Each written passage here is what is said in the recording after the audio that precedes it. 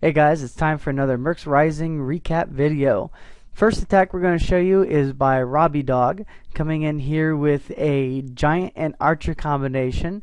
And one thing I really like about this attack that he does is he does an effective job of taking out the enemy clan castle.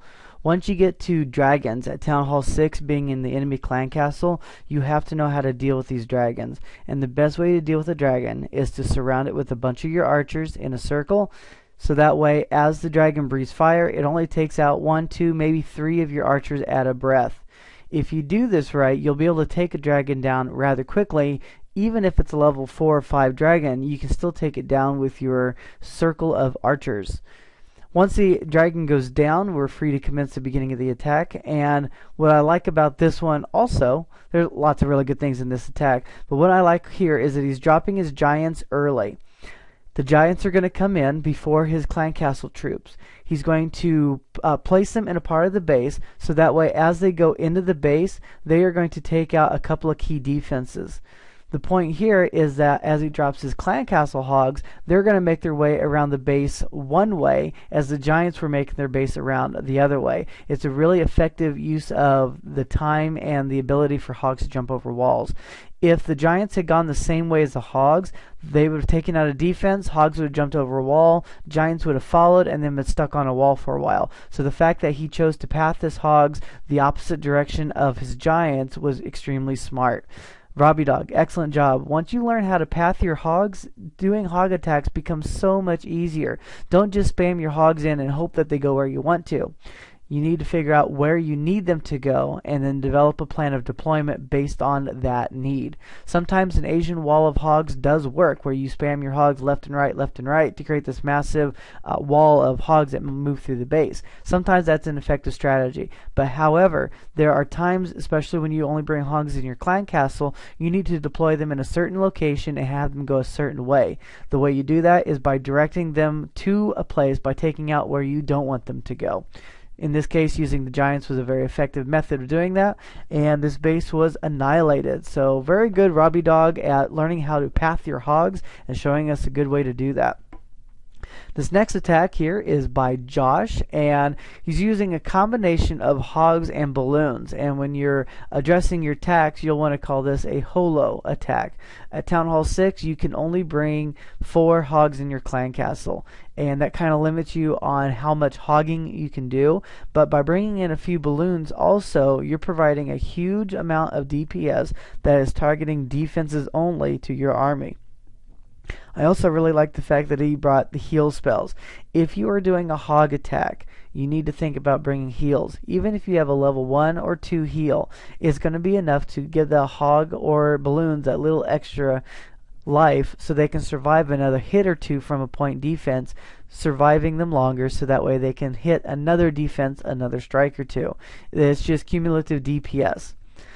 Here's one thing I really liked about this attack is Josh came in with 1 giant. He didn't drop all the giants, he dropped 1. Now why did he do that? Because he had a really good suspicion that there would be either little bombs or spring traps in that little filter of an area. And this is one thing you can do in creating bases, is creating a funnel. Try to get your troops to path a certain place so that way they jump over a spring trap or they land on a bomb or even a giant bomb. This kind of pathing is crucial later on in the game, so if you can start planning it now, that's good. So props to Raphael for doing that, and even bigger props to Josh for learning how to get around that.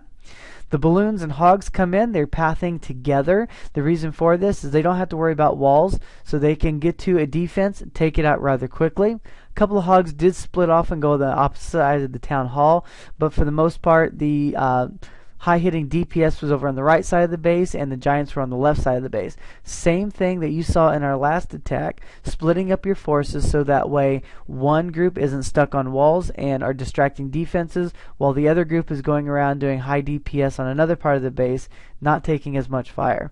So very good, Josh and Robbie Dog, for the use and pathing of your hogs, and in this case hogs and balloons for a holo attack.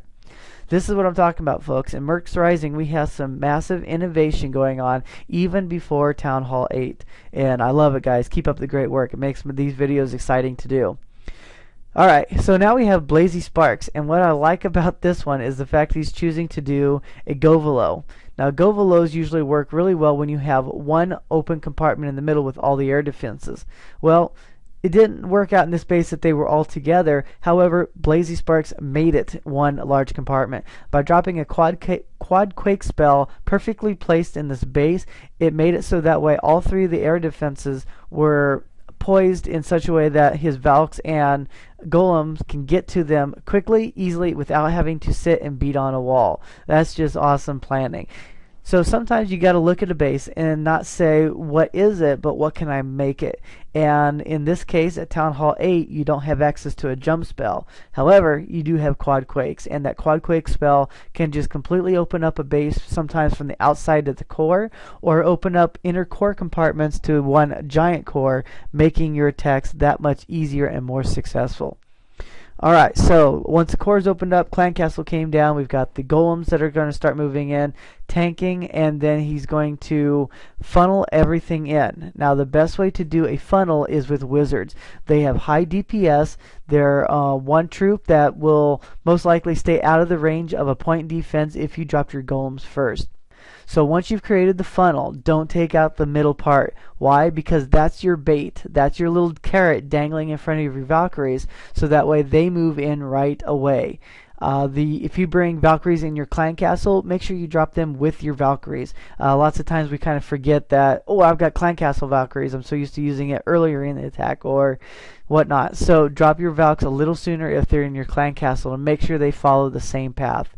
Once your Valkyries get in the middle of the base, they can take it out with a rage and a heal, and then you just sprinkle in the balloons in ways so that way they don't target the defenses closest to the air defense. You want the air defenses to target your balloons for as long as possible. In this case, the balloons came down a little too early. They all got picked off by the air defenses, and that's mostly due to the fact that the enemy your clan castle didn't come down with the rest of your Valkyries. And because of that, the air defenses didn't go down fast enough and picked off 4 of the balloons that came in early in the attack.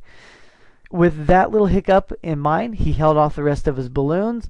One of the air defenses went down, and he was able to push his balloons in to take out most of the point defenses on the outer ring without getting targeted by that last remaining air defense. It goes down just as the last air balloon goes down.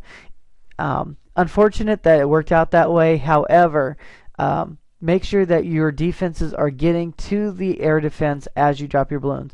Hopefully they're going to get to them by the time the balloons get in. So my advice to you, Sparks, 1, make sure you drop your clan castle with the rest of your pack of Valkyries, and 2, don't drop your balloons until the air defenses are starting to be targeted.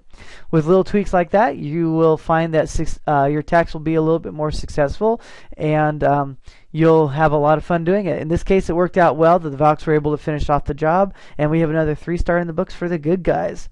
Hope you guys are liking what you're seeing here. I totally like the fact that Mercs Rising is doing a bang-up job, and we've got perfect wars all over the board now. So keep up the great work. I'm proud of you guys, and this is Eureka Havoc from Mercs Legion, reminding you guys to clash without fear.